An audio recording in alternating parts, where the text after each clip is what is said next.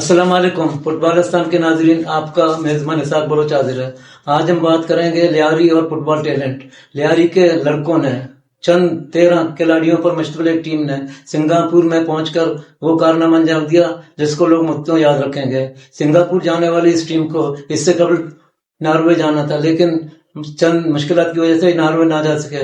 تاہم بعد میں اس ٹیم کے منظمین نے پریشانی لینے کے بجائے اپنی مہم کو جاری رکھا اور سنگاپور کا سفر کیا۔ سنگاپور نے اس ٹیم نے انڈر 16 کلاس میں شاندار کارنامہ انجامتے ہوئے سلور میڈل حاصل کیا۔ یہ ٹیم اس کے جو کرتا دھرتا تھا ان کو اس بات پر اپریشیٹ کرنا چاہیے کہ انہوں نے کس طرح سنگاپور کا سفر کیا۔ اب دیکھتے ہیں فائنل میچ اور اس ایونٹ کے حوالے سے یہ رپورٹ۔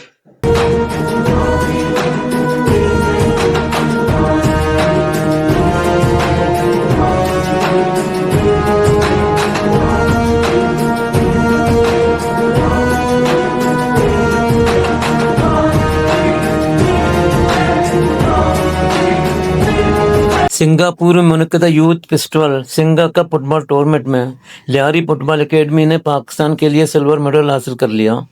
سنگاپور میں ایشیا کے سب سے بڑے یوتھ فٹ بال ٹورنامنٹ کے بوائز انڈر 16 ایونٹ میں لیاری فٹ بال اکیڈمی نے فائنل میں دفاعی چیمپئن تائی لینڈ کی ٹیم کا ڈٹ کر مقابلہ کیا۔ تاہم مضبوط حریف پاکستان کی نمائندہ ٹیم ٹائٹل اپنے نام کرنے میں کامیاب نہ رہی۔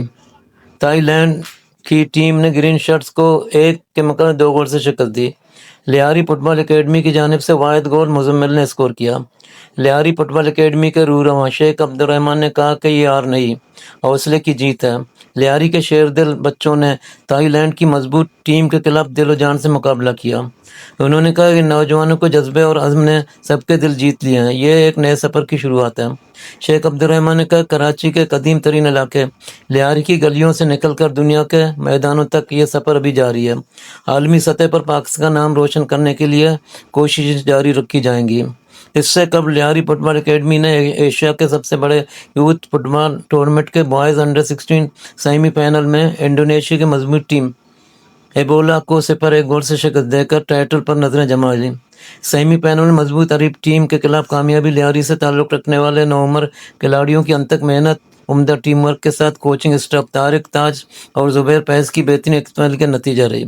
لیاری فٹ بال اکیڈمی نے کوارٹر فائنل میں انڈونیشیا کی مضبوط ٹیم سیمین پادانگ ایف سی کو سخت مقابلے کے بعد شکست دی۔ یہ مقابلہ مقررہ وقت میں 0-0 سے برابر رہا تھا، لیکن پینلٹی شوٹ آؤٹ کے مرحلے میں لیاری فٹ بال اکیڈمی نے 2-3 سے فتح حاصل کی، جس میں گول کیپر کاشف کا اہم کردار تھا، جنہوں نے ایک یقینی گول بچا کر اپنی ٹیم کو فتح دلائی۔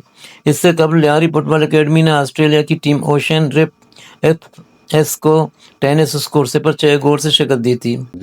ہماری خوشی کی گھڑی ہے کہ ہمارے لیاری فٹ بال اکیڈمی کے بچوں نے سنگا کپ سنگاپور میں شاندار کارکردگی کا مظاہرہ کیا اور فائنل تک رسائی حاصل کی اور اپنے لیگ میچز بھی جیت لیے اور کوارٹر فائنل سیمی فائنل میں جیت کر فائنل میں پہنچ گئے۔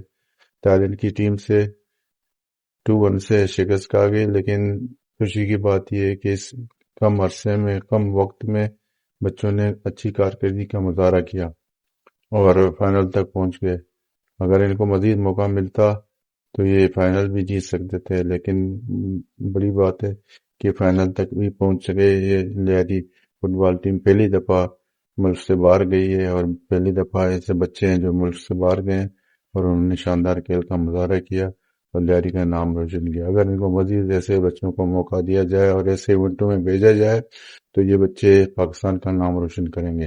یہی ٹیم ناروے جا رہی تھی، لیکن کچھ وجوہات کی بنا پر ان کو ناروے جانے سے روک دیا گیا تھا، لیکن انہوں نے ہمت نہیں ہاری اور اپنے کھیل کو جاری رکھا اور سنگا کپ میں شرکت کے لیے سنگاپور چلے گئے۔